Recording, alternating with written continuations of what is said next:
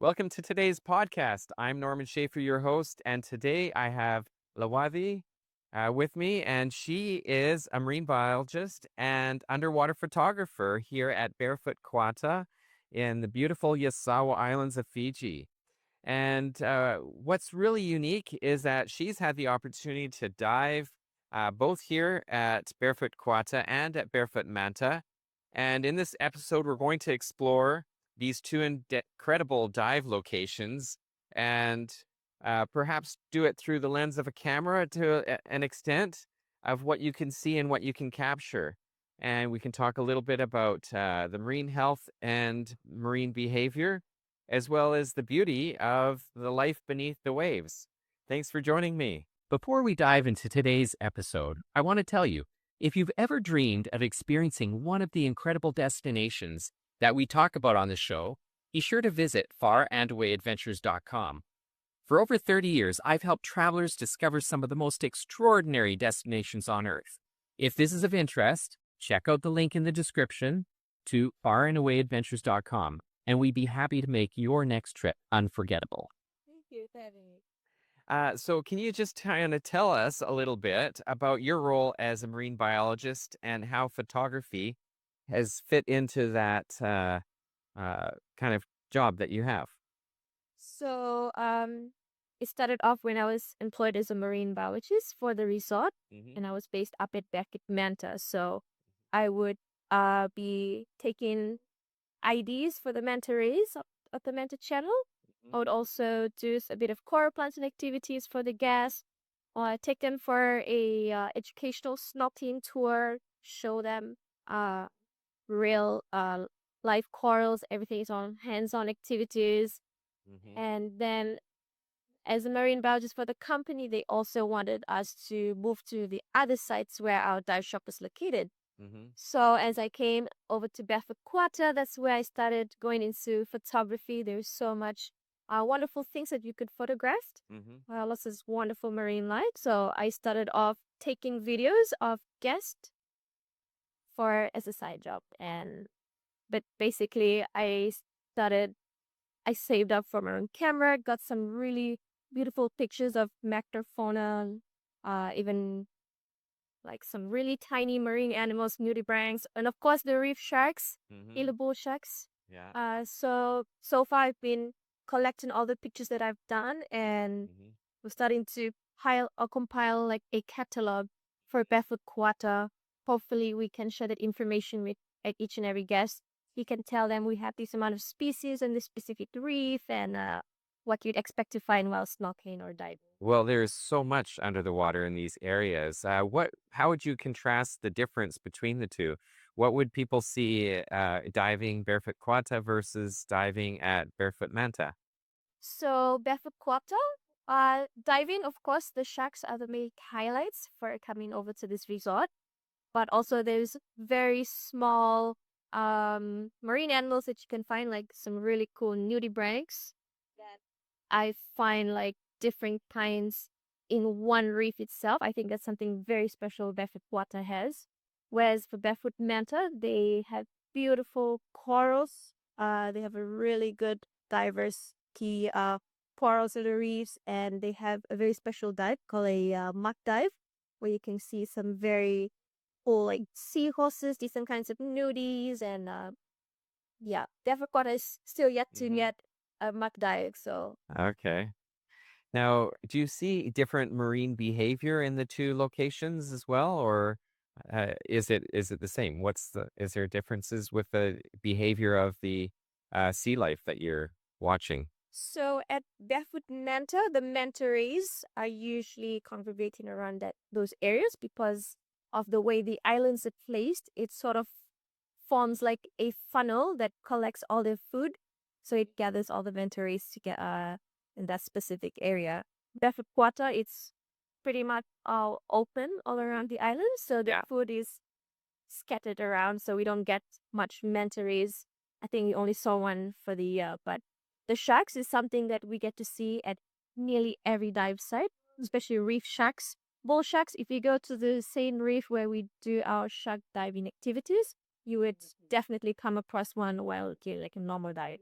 But we don't take guests for normal dives at the shark where you would find bull sharks. Hmm. We rather go for research purposes. Hmm. We have some research tables out there where we have some corals, so we would occasionally go and like scrub the tables and basically what makes Kuata special are the bull sharks or all the sharks in general. Barefoot Manta is really special for the corals and the manta rays and yeah, very beautiful like coral life.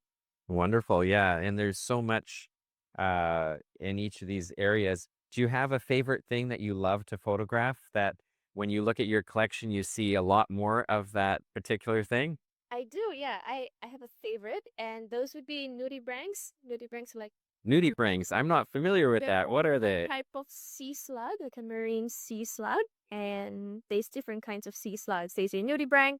It's called nudibranch because this sea slug does not have any shell to protect itself with. It rather has a very colorful color on on the outside of its body because they would consume toxins from soft corals or sea sponges. So that's how they would like protect themselves with.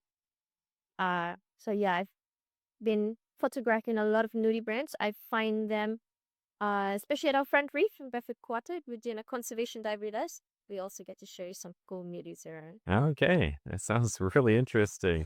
Now, how does it work with the lighting? I know the waters are so clear here in this area. You can see great large distances, and the water is so clear and visible. But how does the lighting work with your photography? Are there certain areas that are easier, or do how does it affected uh, with the depth? Um, how do you get that perfect shot, the perfect picture? So the camera I have, it's still yet to have a skirt on it. Hmm. So I would photograph pictures like usually in the shallows. That's where I'd find like lots of beautiful corals. You can see its natural color. But if I dive any deeper than maybe 5 meters, then I would adjust my camera to have the white balance to like an auto setting sort of mode. And then I would use the flash that I'd have on my camera. And it captures the light is that doesn't usually reach at the depths that Hmm. it unusually at. So Yeah. Okay. And have you ever captured a moment or an animal behavior that really surprised you? As you're photographing and you're kind of watching what's happening, and I don't know, has there ever been anything that some of the sea life has done that really was surprising? Um, well, to be honest, it's Hmm. nearly every sea life that I've photographed. They are like surprises days. One thing that really stands out are the squids, the reef squids.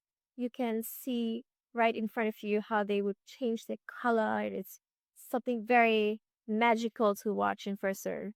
But of course, the nudibranchs already they are very colorful, and that's something very beautiful to see. And they also shape different. Some of the gills, which are usually outside, are very colorful. They are different from each other, and you'd never find the same one. So Hmm. it's always a very special moment whenever you find it. Yeah. Yeah, that's great. Well, now, do you find through your photography that uh, in some ways that it also helps people connect a little bit more deeply with conservation and protecting the marine environment? Because, a lot of times we just don't see what's below the surface. But when you're capturing this photography and you're capturing people's moments under the water, it maybe reminds them a little bit about what's going on below the surface of the water. Do you feel like there's any connection between your photography and conservation? I think the camera, the lenses to my camera, it helps open people's perspectives on what they don't see underwater, and it makes them realize that there's so much marine life that needs protection, and people will not protect what they do not know. So basically, photography helps people see more, especially for those that aren't able to go in the water due to like certain seasons. And when they see the beauty of all these marine organisms, they would then want to do things to help protect them. So they would comfort cause, they would ask more questions, and spread the word, they'd share our pictures. I would also use my photography clicks on our presentations for marine text. Okay. So I can show people, oh, this is what you're playing a front reef. And then when they would want to go snorkeling and they see that, they feel this special connection towards all these, yeah. Mm-hmm. That's wonderful. I think it's great to connect people with this marine environment, and there's so many opportunities to share that through what you're doing.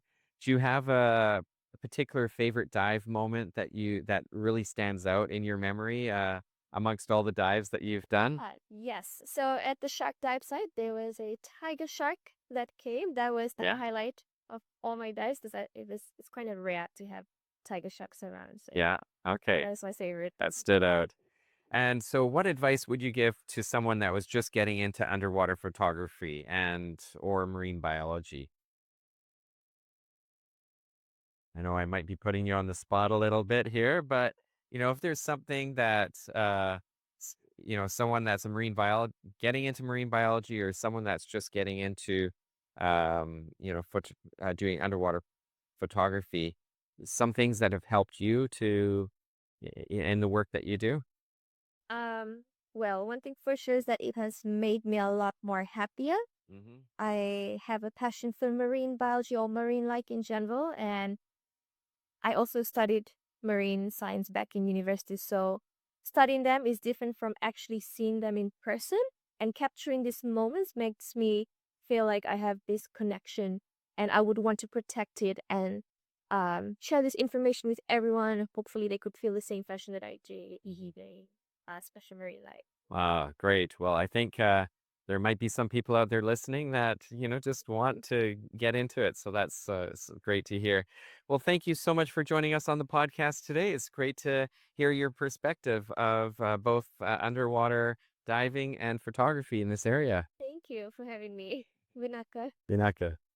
Thanks for tuning in. Discover your next unforgettable journey at farandawadventures.com. Experience the world differently.